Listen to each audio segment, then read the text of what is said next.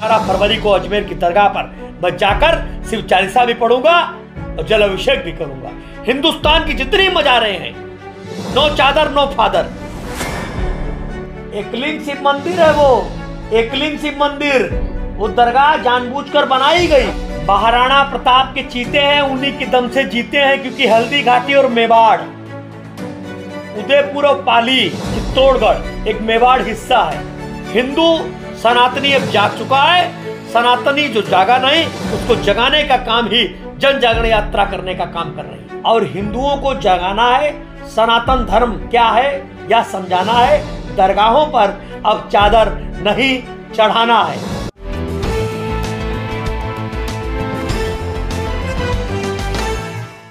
प्रतापगढ़ में सुरक्षा दी, चित्तौड़गढ़ में सुरक्षा दी, राजसमंद में सुरक्षा दी। वहां की पुलिस और वहां के प्रशासन को हम बधाई देते हैं।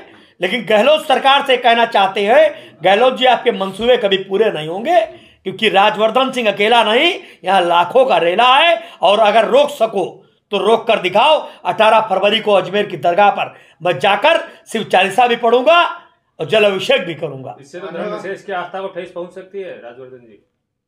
अरे भाई, दरगाह हमारा मंदिर है, ठेस क्यों पहुंचेगा? अरे भाई, उनको अपना लग रहा दरगाह है, वो दरगाह चादर चढ़ा रहे, हम जाके वहां जल चढ़ाएंगे। लेकिन ये आप, अरे एकलिंग शिव मंदिर है इसलिए। लेकिन ये आप कह रहे हैं जो मंदिर है, वहाँ की संस्थाओं ने खारिज कर दिया। किसने? नहीं, 900 साल पुरानी दरगाह। अरे किस संस्था ने खारिज कर दिया? आपके पास लेटर आया था। अरे उस लेटर से क्या होगा?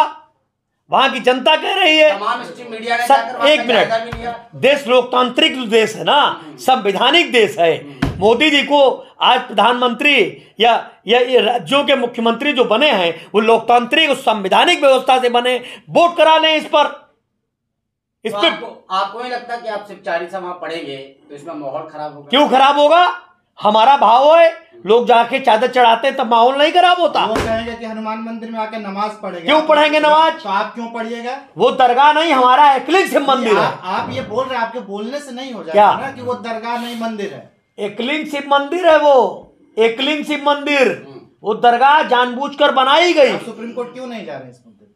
पहले सरकार तो अपना हाथ। आप सुप्रीम कोर्ट में क्यों जाए? सुप्रीम कोर्ट नहीं जाएंगे। क्यों नहीं जाएंगे? अरे हमने जनजागरण कर लिया, हम तो पॉइंट टू पॉइंट चल रहे हैं। हमने 26 मई को जब प्रेस कॉन्फ्रेंस की थी, हमने ये कहा था गहलोत सरकार जवाब दे, वरना हम जन जागरण कर वहां की जनता से पूछेंगे। आज हमने जन जागरण कर लिया, जनता से पूछा। कितने लोगों ने आपके इस प्रस्ताव को? 3 लाख लोगों से पूछा। कहाँ है उसका? कुछ है आपके पास? पूरे डाटे हैं मेरे पास, हवा में बात थोड़ी करता हूँ। 15 दिन प्रवास लगाया है मैंने। लेकिन आप ये कहते हैं कि ये जन जागरण आपका नशा मुक्ति अभियान को लेकर है। 5 देश विषय को नशा मुक्त बनाना है। 5 विषयों को लेकर। अच्छा, 5 विषयों को लेकर। कौन से वो 5 विषय? 5 विषय: नशा मुक्त भारत, पर्यावरण युक्त भारत, युवाओं को रोजगार, महिलाओं को शिक्षा, जवाब दे गहलोत सरकार, और हिंदुओं को जगाना है। सनातन धर्म क्या है यह समझाना है। दरगाहों पर अब चादर नहीं चढ़ाना है। इन मुद्दों को लेकर मैं जन जागरण यात्रा के उद्देश्य से जनता के बीच गया।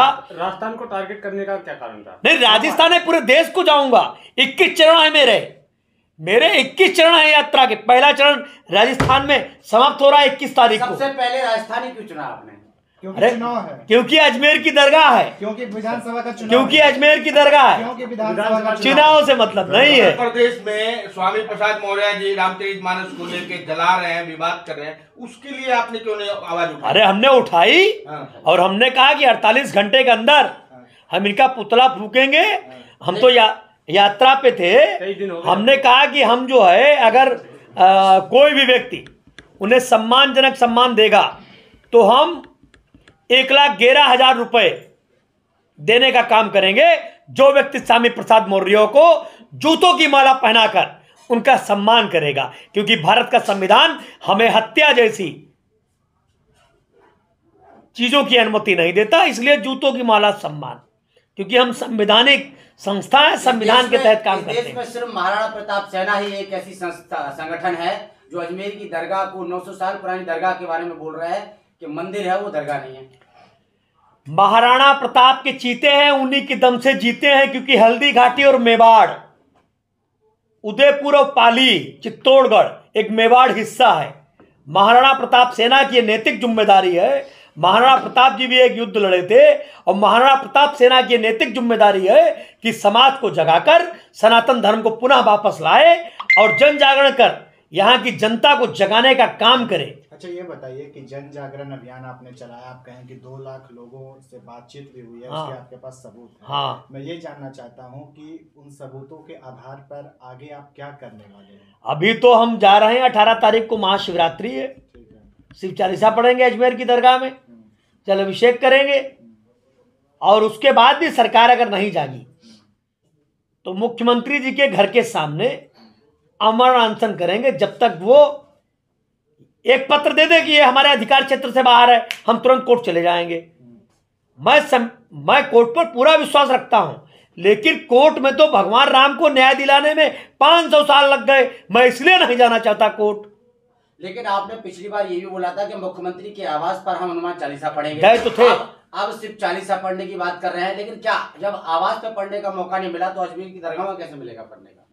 अरे वहां तो हम पढ़ेंगे ना, कैसे पढ़ेंगे ये छोड़िए। जब भी आपने बोला मैं नहीं तो मैंने मेरी अरेस्टिंग हो गई, वो तो पुलिस ने गिरफ्तार कर लिया ना।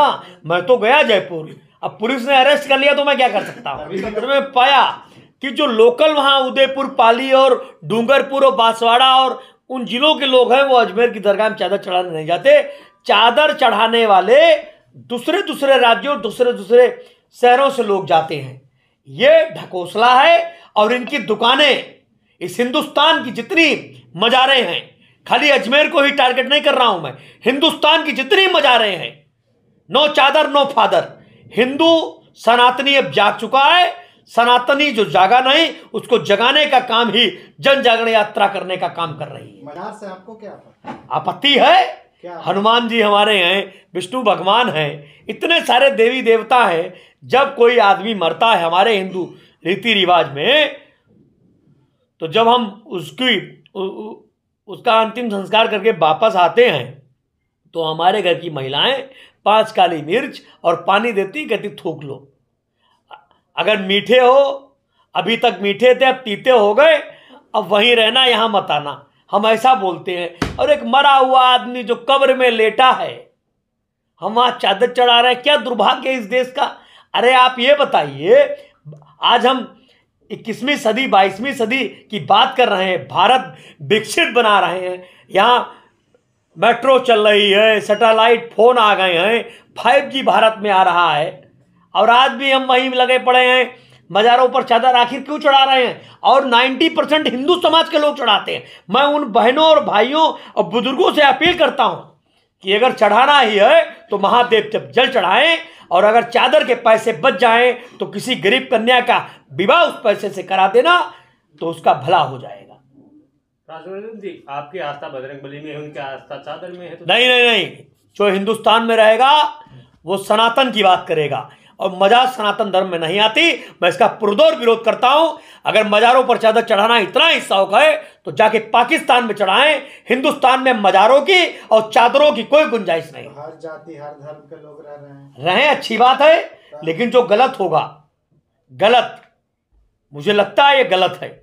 दरगाह होना और दरगाह पे चादर चढ़ाना दोनों गलत है। इसका विरोध मैं हमेशा करते आया हूं और आगे भी करूंगा, और तमाम लोग कर रहे हैं। कहां किस ग्रंथ में लिखा? अरे भाई, हमारे पास इतने देवी देवता हैं, इतने मठ हैं, इतने मंदिर हैं।